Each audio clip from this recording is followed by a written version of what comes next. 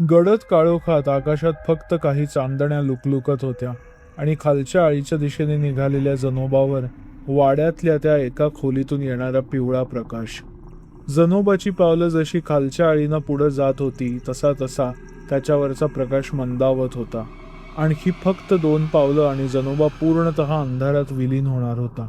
पण त्याच क्षणी गर्र अशा आवाजात काहीतरी जनोबाच्या दिशेने धावत आलं आणि त्याला शिंगावर घेत त्याच वेगानं सुसाट पळत सुटलं.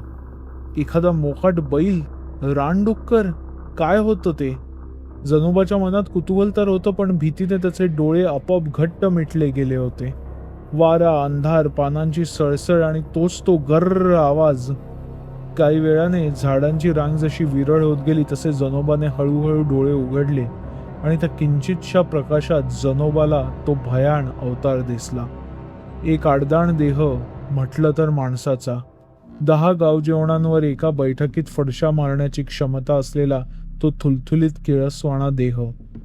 तो हलताना त्यामधल्या सुजलेल्या फुगलेल्या रक्तवाहिन्या आणि त्यातलं वरखाली होणारं गडद लाल रक्त पाहून जनोबाला मळमळू लागलं. त्याचं डोकं हलकं होऊ लागलं. डोळ्यांची उघडझाप होत होती.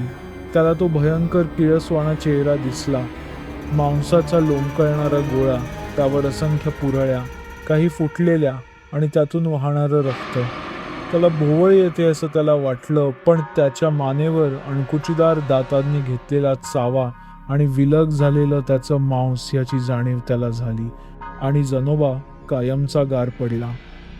त्या अघोरी श्वापदाची भूक प्रचंड होती म्हणून असेल, किंवा वाड्यातल्या त्या शक्तीने ठरवलेली शिक्षा कठोर होती म्हणून असेल, पण जनोबाचा मृतदेह कधीच कोणालाच सापडणार नव्हता.